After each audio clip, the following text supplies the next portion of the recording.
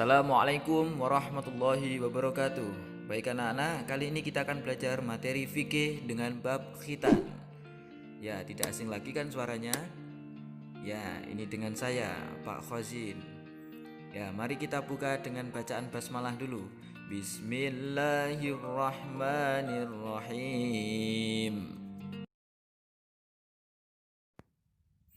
Baik anak-anak, sebelum kita masuk ke pengertian khitan, kita bahas agama Islam sangat memperhatikan kebersihan dan kesucian, yaitu an-nadzafatu minal iman.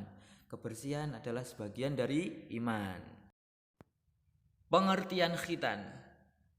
Khitan menurut bahasa berasal dari khotana, yaitu artinya memotong. Kemudian menurut istilah, khitan adalah membuka atau memotong kulit atau kuluf yang menutupi ujung kemaluan laki-laki dengan tujuan agar bersih dari kotoran dan suci dari najis. Biasa disebut dengan sunat, ya kan? Sekarang kita masuk sejarah khitan.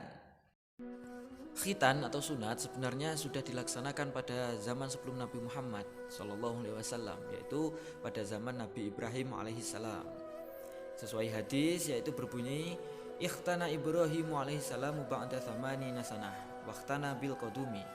Nabi Ibrahim berkhitan setelah berumur 80 tahun dan berkhitan dengan kapa. Subhanallah.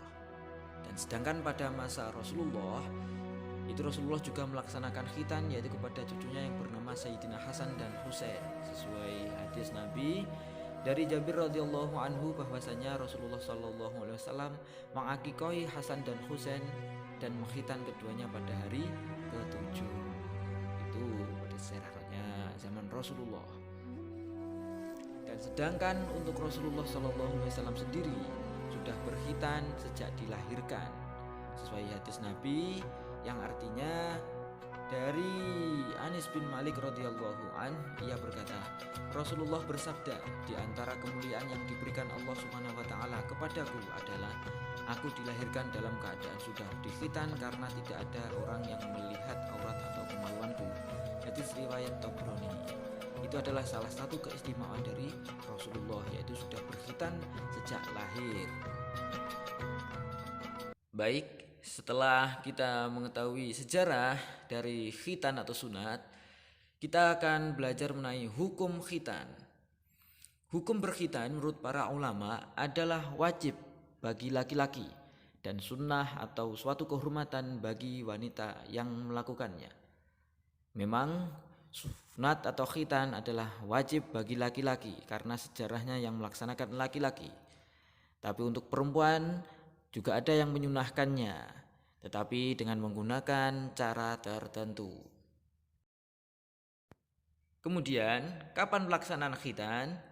Pelaksanaan khitan ada 2 waktu. Yang pertama yaitu waktu wajib. Maksudnya yaitu ketika sudah masuk balik.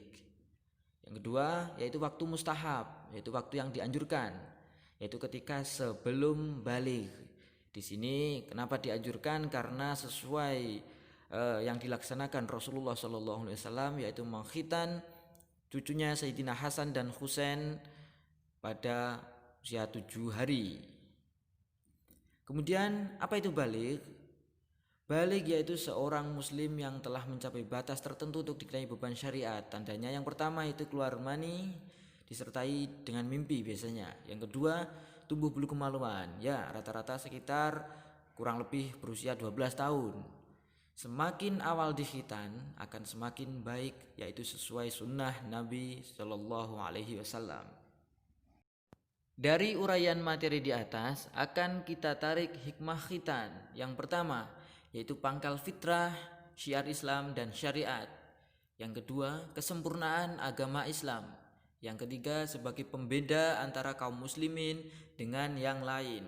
Yang keempat sebagai bukti ketaatan kepada Allah Subhanahu wa taala. Yang kelima menjaga kesucian dan kebersihan badan. Dan yang keenam mencegah berbagai penyakit. Baik anak-anak, itu tadi penjelasan dari khitan. Semoga menambah wawasan ilmu kita dan menambah iman kita kepada Allah Subhanahu wa taala.